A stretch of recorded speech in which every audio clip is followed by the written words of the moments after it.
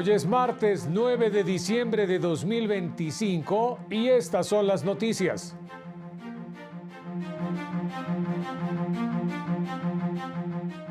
La nueva Suprema Corte protegió el derecho al nombre, a la identidad y al libre desarrollo de la personalidad.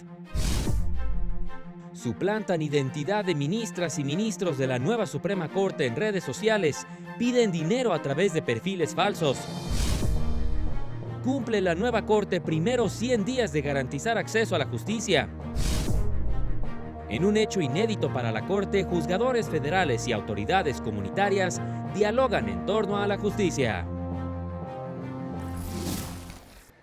Hola, ¿qué tal? ¿Cómo le va? Qué gusto saludarle. Muy buenas noches, bienvenido, bienvenida a la información jurídica más importante. Soy Óscar González y a nombre de todo este equipo de trabajo les saludamos con mucho gusto. Gabriela Herrera en la interpretación en lengua de señas mexicana. Vámonos con todas las noticias. El Pleno de la nueva Suprema Corte invalidó el requisito del Código Civil de Campeche de contar con más de 18 años para obtener una nueva acta de nacimiento con reconocimiento de identidad de género autopercibida. La nueva Suprema Corte de Justicia invalidó el requisito del Código Civil de Campeche de tener más de 18 años para obtener una nueva acta de nacimiento con el reconocimiento de identidad de género autopercibida y cambio de nombre. De acuerdo con ministras y ministros, discriminaba a niñas, niños y adolescentes que quisieran ejercer ese derecho. La norma limita el derecho de niñas, niños y adolescentes a ejercer el reconocimiento de su identidad de género autopercibido y cambio de nombre en registros y documentos de identidad. El Congreso de Campeche no tomó en consideración que la niñez y la adolescencia pasan por distintas etapas en su vida, en las que van desarrollando progresivamente habilidades, emociones que les permiten tomar gradualmente decisiones más y más importantes. Comparto que la norma civil impugnada de Campeche es discriminatoria en razón de edad e impacta en los derechos de las infancias y adolescencias trans para acceder a un trámite que es indispensable para cambiar su nombre y género en documentos oficiales con motivo de su identidad de género. El Congreso de Campeche tendrá 12 meses para legislar con parámetros que garanticen el pleno ejercicio de ese derecho. También invalidó y por lo tanto ya no se podrá aplicar la porción del Código Penal de Tamaulipas que contemplaba como una conducta sancionada por el delito de corrupción de personas menores de edad a quien reclutara, obligara o indujera a la práctica de la homosexualidad. La orientación sexual, en efecto, constituye un aspecto inherente a la identidad de toda persona y la norma impugnada parte de la idea discriminatoria de que la homosexualidad constituye un riesgo para el desarrollo de los niños, niñas y adolescentes. Este tipo penal parte de la premisa de que se trata de una conducta que se puede corregir o prevenir y que incluso la homosexualidad es dañina y penalmente reprochable al mismo grado que inducir, obligar o reclutar a la práctica de la mendicidad, ebriedad, consumo de drogas, prostitución o delincuencia organizada. La norma impugnada también anula la autonomía progresiva de niñas, niños y adolescentes al desconocer que la orientación sexual puede definirse desde las primeras etapas de la vida y forma parte de la construcción de la identidad de cualquier persona. Entre 2014 y lo que va de 2025 se han registrado al menos 739 casos de asesinatos y desapariciones de personas de la diversidad sexual y de género en México. En el Código Penal de Tamaulipas que estamos analizando se tiene una percepción negativa de la homosexualidad, porque se incluye este delito como parte de los delitos que atentan contra la moral. En otro tema, invalidó con efectos generales el artículo 250 ter del Código Penal de Baja California, que sancionaba la prestación ilícita del servicio de transporte de pasajeros o de carga. Para Plural TV, Mario López Peña. La Suprema Corte de Justicia de la Nación publicó un comunicado para alertar a la ciudadanía sobre la suplantación de identidad de integrantes del máximo tribunal a través de redes sociales. La nueva Suprema Corte alertó sobre la creación de perfiles falsos en redes sociales de ministras y ministros que han suplantado su identidad. A través de una tarjeta informativa precisó que estas cuentas apócrifas son utilizadas para mandar mensajes privados a diversos usuarios, a quienes solicitan se unan a grupos de WhatsApp. Piden depósitos o transferencias de dinero, datos personales para supuestamente inscribirlos en programas sociales. La Corte rechazó que alguna ministra o ministro haya hecho uso de su imagen para solicitar dinero o gestionar apoyos sociales a través de redes sociales o servicios de mensajería. Con el fin de evitar fraudes, puso a disposición el listado de cuentas oficiales y verificadas de los ministros del Alto Tribunal. Hugo Aguilar Ortiz, Lenia Batres Guadarrama,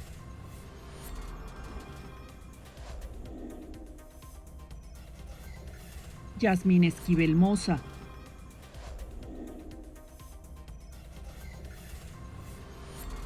Loreta Ortiz Alf,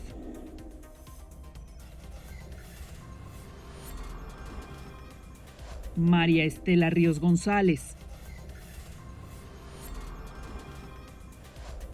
Giovanni Azael Figueroa Mejía,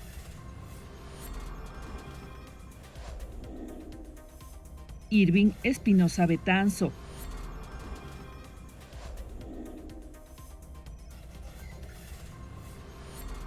Arístides Rodrigo Guerrero García. La ministra Sara Irene Herrerías Guerra informó que no tiene redes sociales. Para Plural TV, Marta Rodríguez. El 1 de septiembre de 2025 marcó el cambio de rumbo de la justicia constitucional en México, con la instalación de la primera Suprema Corte de Justicia electa por el pueblo, presidida por un hombre indígena de origen mixteco, Hugo Aguilar Ortiz, y con un pleno integrado en su mayoría por mujeres. La nueva Suprema Corte abrió sus puertas a todas las personas, sin importar su origen, género, cultura, religión o discapacidad. Hermanas y hermanos, hoy se reinicia nuestro sistema judicial. La justicia será la voz que defienda a quienes han sido ignorados, el amparo de quienes han sido vulnerados y la certeza de que ningún abuso quedará sin respuesta. Una justicia que no discrimine, que no se retrase, que no se venda. Una justicia que devuelva la paz a las familias y confianza a la nación. No es una consigna, es el horizonte de nuestra historia compartida. La nueva Corte publicó el reglamento para sus sesiones, así como diversos acuerdos para iniciar el desahogo de miles de asuntos y anunció la divulgación de todos los proyectos de resolución para que la ciudadanía conozca las propuestas y razonamientos de las sentencias. Un equipo de mujeres indígenas se integró a la institución para contribuir a una justicia inclusiva y fortalecer la perspectiva intercultural. Son aproximadamente 20 compañeras de distintos pueblos indígenas de todo el territorio nacional que ahora con la llegada de la nueva Suprema Corte se incorporan a los trabajos de la Corte en actividades jurisdiccionales, en actividades de apoyo a la presidencia, en las distintas direcciones, y nos va a ir muy bien.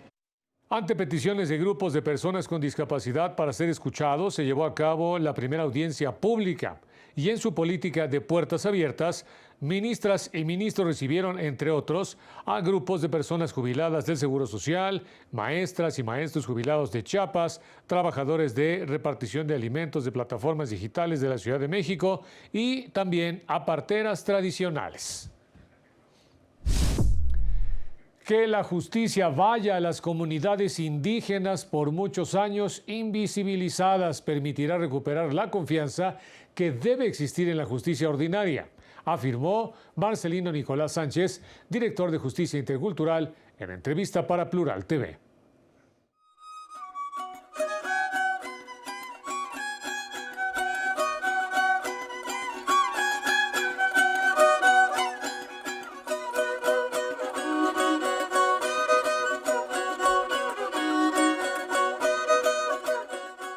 primera vez en la historia de la justicia mexicana, juzgadores federales sostienen encuentros con autoridades comunitarias, lo que marca un parteaguas en la justicia intercultural dentro de los primeros 100 días de la nueva Suprema Corte de Justicia de la Nación.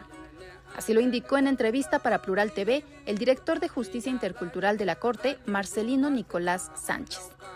Consideramos que en estos 100 días, yo creo que esta unidad de conocimiento científico y derechos humanos se ha abocado a lograr precisamente este diálogo entre justicias.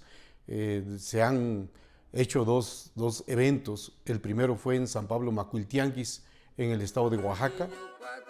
Profundizó en la relevancia de los diálogos para impulsar el conocimiento entre sistemas normativos, generar confianza y sinergias a fin de demostrar la cercanía de las autoridades del Poder Judicial de la Federación con las realidades de las comunidades. El ministro presidente Hugo Aguilar Ortiz ha jugado un papel muy importante junto con los demás ministros. ¿Por qué?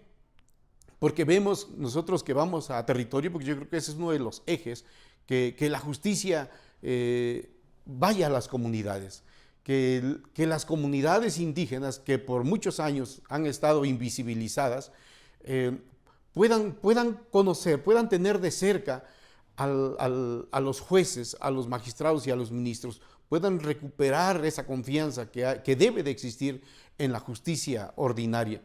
Y creo que en estos primeros 100 días, cuando nosotros vamos a territorio, las voces de las mujeres y de los hombres de las comunidades indígenas es que hay una gran esperanza.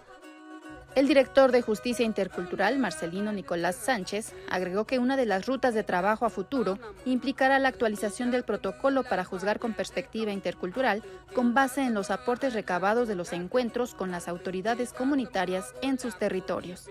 Con imágenes de Leopoldo Lamadrid y Eduardo Chávez, para Plural TV, Laura Murillo. Se llevó a cabo el diálogo de saberes Hilando Justicia, la voz de las mujeres indígenas y afromexicanas por la igualdad. Las ponentes del diálogo de saberes Hilando Justicia, la voz de las mujeres indígenas y afromexicanas por la igualdad, coincidieron en que es necesario capacitar en materia de interseccionalidad y perspectiva de género al personal responsable del acceso a la justicia. En su participación, la lideresa comunitaria Romelia Pérez Gómez destacó la necesidad de la perspectiva de género en los sistemas de justicia comunitarios. Si hubiera un programa para capacitar a nuestras autoridades, que ellos conozcan nuestros derechos, porque luego a veces cuando están atendiendo, tratando de solucionar el problema, dicen, es que tú lo provocaste porque no atiendes bien. Al respecto, la representante de la Defensoría Pública Federal, Elizabeth Alcántar Cruz, reconoció la discriminación y el racismo que existe en el sistema judicial.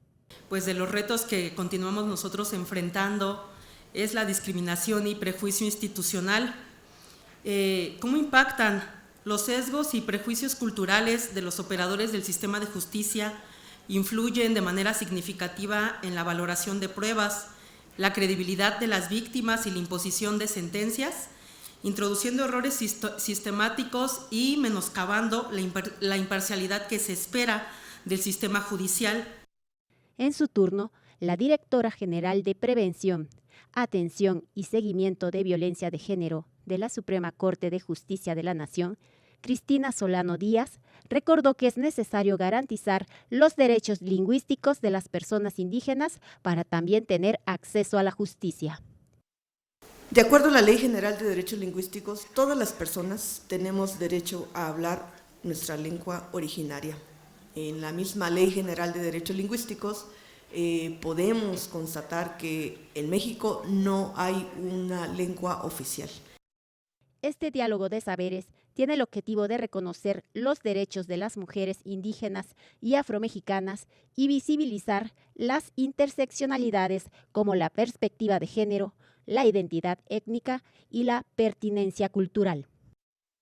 Con imágenes de Luis Cabello y Sergio Vallejo, para Plural TV, Simona Santiago Maganda. Se necesita un cambio de mirada hacia la discapacidad para posibilitar el acceso a procesos de mediación. expusieron especialistas. Vivimos en una burbuja que aísla a las personas que son diferentes a nosotros, como por ejemplo a las personas con discapacidad. Esta fue la denuncia de Héctor Alejandro Valle López, especialista en procesos de mediación, en la jornada 16 días de activismo contra la violencia de género, con el tema discapacidad y accesibilidad. No se trata, afirmó, de poner rampas o traductores para lenguaje de señas, sino de un cambio de mirada sobre esta exclusión que también imposibilita el acceso a procesos de mediación cuando son afectados sus derechos. Si nosotros, nosotras consideramos a esa persona que no puede caminar como, ¡ay, pobrecito que no puede caminar!, nuestra actitud, nuestra conversación también va a estar afectada. Entonces no se trata solamente, y se trata solamente, primero, de la estructura, una estructura que permita que las personas puedan ingresar a los servicios de mecanismos alternativos de resolución de conflictos. Por su parte, Elma Gabriela Ávila Miranda, directora del Centro Estatal de Solución de Controversias del Poder Judicial del Estado de Yucatán, aclaró que el mediador, además de estar bien capacitado para el manejo de estos asuntos, tiene que atender las necesidades de las personas con discapacidad. Llegan con nosotros, como bien dice, nos puede llegar un discapacitado auditivo, uno visual, nos puede llegar también, como bien dice, un indígena. Y entonces, ¿qué hacemos nosotros? ¿Qué hace el Estado por medio del Poder Judicial del Estado y el Centro Estatal? Nosotros solicitamos intérpretes independientemente de esa parte, de ese auxilio y de esa ayuda que se lleven. Coincidieron en la relevancia de tender lazos de colaboración en todos los casos y de generar confianza para obtener el mejor resultado en los procesos de mediación y resolución de conflictos en el país. Para Plural TV, Óscar González. Y con esta información nos vamos rápidamente a una pausa. No se vaya, volvemos con más. Enseguida, dictan la primera sentencia en México por el delito de acecho contra una mujer en Coahuila.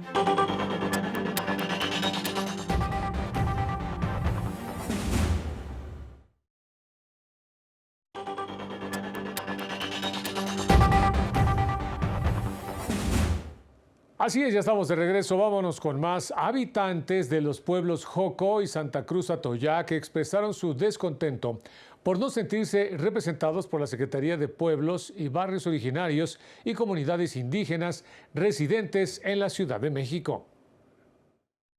Habitantes de los pueblos Joco y Santa Cruz Atoyac dijeron no sentirse representados por la Secretaría de Pueblos y Barrios Originarios y Comunidades Indígenas residentes de la Ciudad de México, al considerar que la dependencia beneficia al despojo del territorio. En conferencia de prensa y con la consigna Joco no se vende, se organiza y se defiende, la integrante de la Asamblea Ciudadana del Pueblo de Joco, Elizabeth Álvarez Reséndiz, aseguró que la CEPI no cumple con su labor. La Secretaría de CEPI es para respaldar a los pueblos, jamás para ser la primera en discriminarnos, menos para decidir nuestro futuro ni nuestra persona. Así de esta manera no nos representa y exigimos como pueblo originario se abstenga de opinar sobre el pueblo originario de Joco. En su turno, el presidente del Consejo de Santa Cruz Atoyac, Mauricio Reyes Hernández, aseguró que enfrentan problemas severos de urbanización como la falta de agua y el tráfico vehicular. En Santa Cruz ya tenemos algunas problemáticas de desagüe. En algunas ocasiones, cuando llueve fuerte. En tanto, el asesor legal de los pueblos Joco y Santa Cruz Atoyac, Arturo Aparicio, mencionó que solicitaron la intervención de la Comisión Interamericana de Derechos Humanos para buscar una recomendación sobre pueblos originarios en contextos urbanos. Con imágenes de Leopoldo Lamadrid e Israel Trejo, para Plural TV, Simona Santiago, Maganda. Se llevó a cabo el foro La Ciudad de México y los derechos humanos, retos desde lo local con perspectiva global. Los desafíos de la Ciudad de México exigen políticas públicas incluyentes, la protección de los derechos de grupos vulnerables y una agenda urbana basada en garantías fundamentales, aseguró la presidenta de la Comisión de Derechos Humanos de la Ciudad de México, Dolores González Arabia. Ello, al participar en el foro La Ciudad de México y los derechos humanos, retos desde lo local con perspectiva global. Los derechos humanos definen los parámetros de una relación social para vivir con dignidad, justicia, libertad, en una sociedad cada vez más igualitaria. Indicó que este encuentro busca fortalecer estrategias que permitan construir una ciudad más justa, segura e igualitaria a través de la colaboración entre autoridades, sociedad civil y organismos internacionales.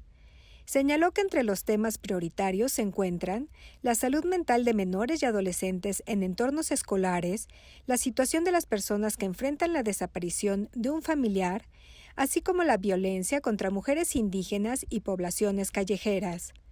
Agenda emblemática para los cambios de fondo y los derechos de las mujeres, así como el plan de desarrollo de la ciudad y la importancia de garantizar e incluir las voces de los pueblos, barrios y comunidades indígenas. El representante en México de la Oficina del Alto Comisionado de las Naciones Unidas, Humberto Henderson, señaló la importancia de elevar la calidad de vida de las personas y de impulsar una cultura de respeto a los derechos humanos en la capital del país. A la igualdad sustantiva de mujeres, niñas, definitivamente ustedes saben que el Comité de Derechos Humanos ha insistido con este tema, ha insistido con el tema y estamos todavía en la campaña de la no violencia de género. Con imágenes de Jacobo Parrilla e Israel Trejo, para Plural TV, Rosy García. El próximo jueves 11 de diciembre iniciará el curso virtual Reconocer y nombrar a la violencia vicaria como violencia de género. Así lo anunció la Unidad General de Conocimiento Científico y Derechos Humanos de la Suprema Corte. En esta actividad se estudiarán temas como el derecho a una vida libre de violencia, la violencia vicaria como parte de la violencia de género y se analizarán casos abordados por la Suprema Corte de Justicia de la Nación. El curso está dirigido a víctimas de violencia familiar, abogados, estudiantes, trabajadores jurídicos y público en general. Si desea mayor información, visite las redes sociales de la Unidad General de Conocimiento Científico y Derechos Humanos, así como su página web. La organización México Unido contra la Delincuencia presentó su Atlas de Homicidios 2024. Investigadoras denunciaron inconsistencias y alteraciones en cifras sobre delitos violentos. En la presentación del Atlas de Homicidios México 2024, indicaron que si bien el gobierno federal destaca avances en la disminución de homicidios dolosos, durante los 3 primeros trimestres del gobierno actual, la categoría de otros delitos contra la vida, es decir, los que no tienen una causa definida, representaron el 74%. Hay una clarísima manipulación de los datos. Yo creo que a nadie se nos escapa el interés del gobierno de estar insistiendo todo el tiempo, hemos bajado los homicidios, como si fuera la única violencia en el país. Y bueno, ese interés desmedido, pues habla también de que los han intentado reducir a toda costa. El Atlas de Homicidios de México Unido contra la Delincuencia retoma datos del INEGI y revela que en 2024 ocurrieron 32.065 homicidios, un aumento del 1% respecto a 2023. 17 entidades registraron un incremento.